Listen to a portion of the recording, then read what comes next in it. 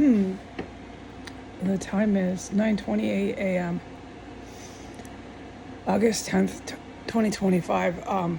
The motorcycle gang's muffler, I don't know what you call that.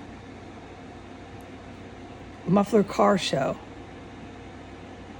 That's what I've always called it. That's what it is. You get enough of them literally in a trail, literally going down the road in packs, one after the next, because you clearly hear it. You go to the mechanic shop and you install the muffler, so that's enough said about what I'm talking about and how loud it is. And often they go when they have a license, or maybe they're on a fairground, FAIR, fairgrounds. They drive around and they show off their mufflers. It's car enthusiasts, it's fine, okay, if it's licensed and permitted.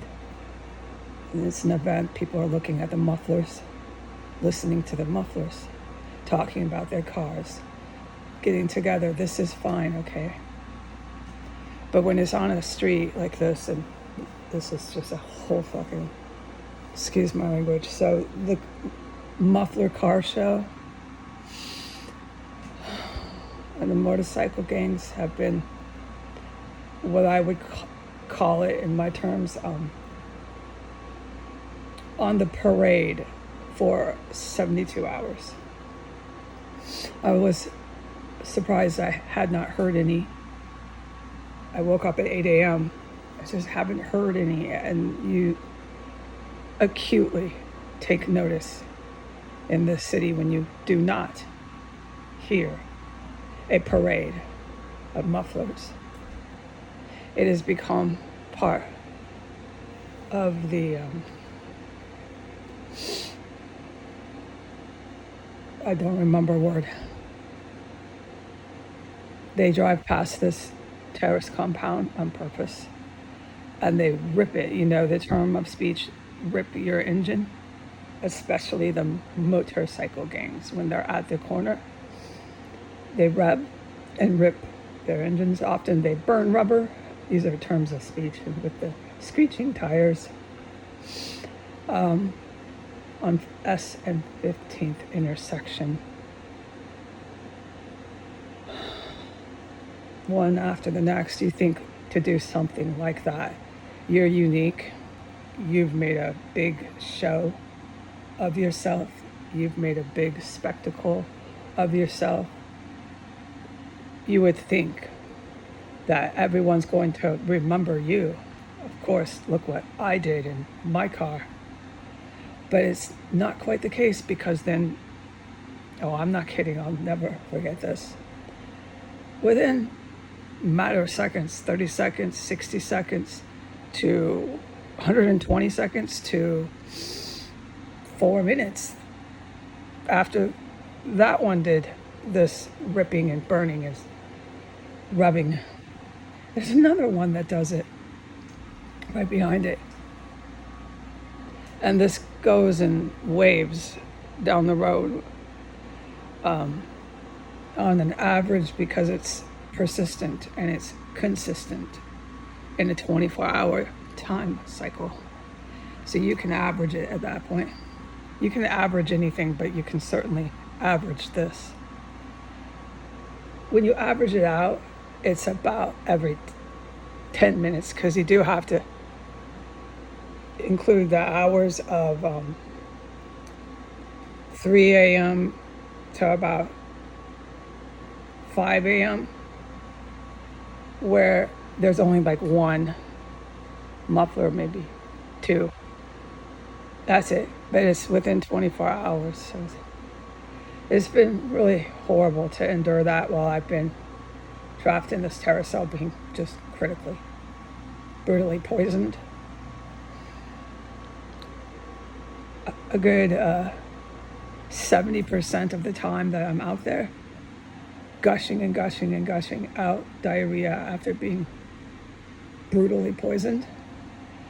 The entire house is filled with a roaring muffler That is so loud. I have to plug my ears when I'm on my toilet, and I'm not lying about that. I'll never forget it, and I would love to share this experience of what that was like with another human being, because that was serious.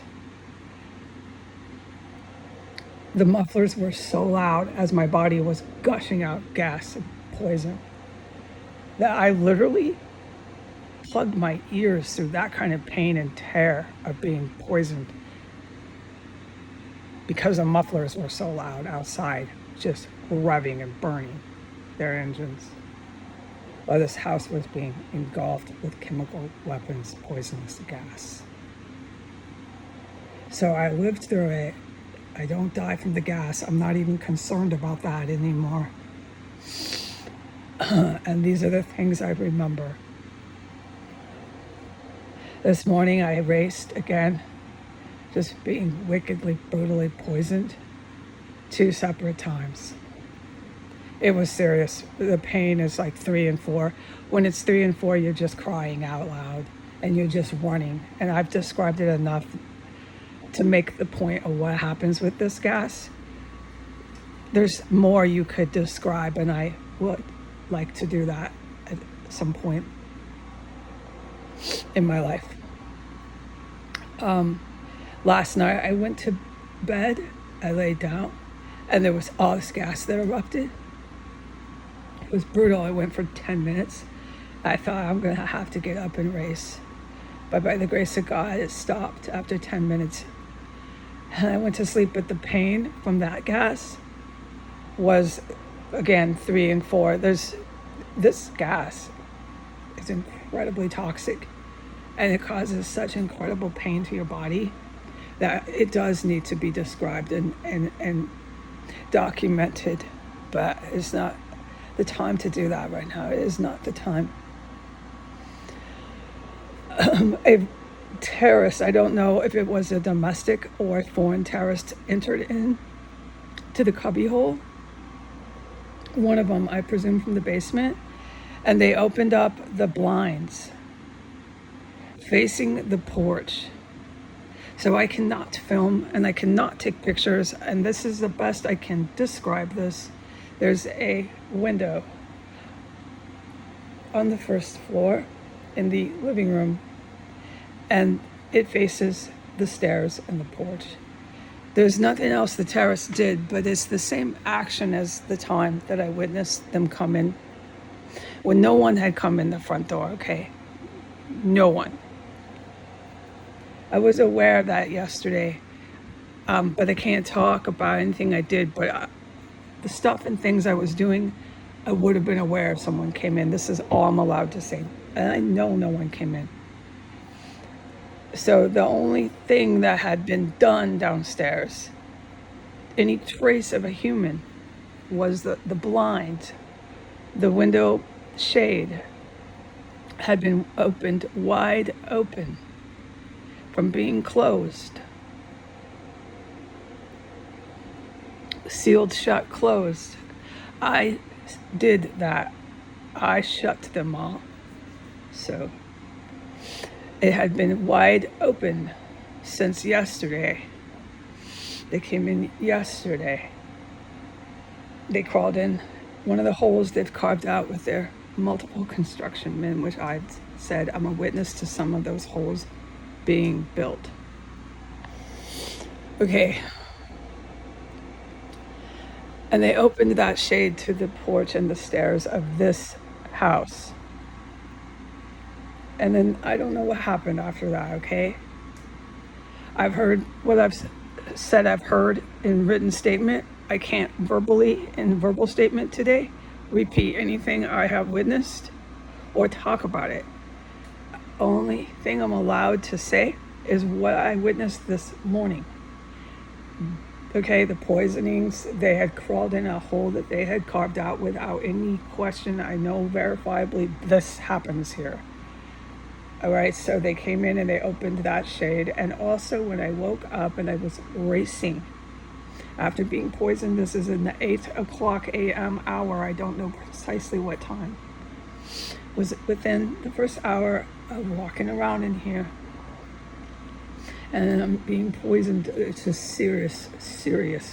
It's gushing out of you, dude. And 1 minute you're fine, and then the next minute you're not fine, and you're really being poisoned, and there's no question that someone's doing it. Anyways, okay, so when I raced into the bathroom, there was an explosive weapon in my bathroom where I believe is underneath the bathtub. I'm not an expert in this, but the smell of it is the greatest. And it also affects the air. I mean, when a person's standing next to a live active IED, it affects the temperature, the precipitation in the air, the humidity level. It's really something to witness. It's quite a sight in terms of speech, quite a sight. I remember all this, so there'll be a time to talk about it. It's not now. So it was going full force in the bathroom where I believe, near my bathtub. And the stench level, just to be clear, was a 5, which is my max for 1 through 5, except on certain occasions where I cannot even put it through 1 through 5. It is a 10, it is a 20, and those occasions rarely happen, but they have happened.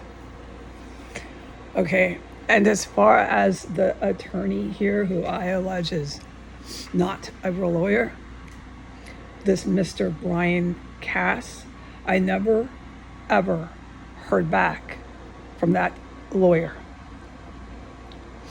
It has been almost a week. I have lost track of the time, but that's because of what I have witnessed and survived in here. I didn't quite write it down. It's been a hell hole of chemical poisons. Absolute hell. So I just can't tell you exactly. I did film and date the conversation. So that conversation that I had with the lawyer that went to court to take possession of this terrorist cell, I never, ever heard back from, which is my deposition statement, which is my under perjury statement, which is my testimony. I never, ever heard back from that creep. That very creep who I prayed for 2 times. And I prayed from the bottom of my heart for that person.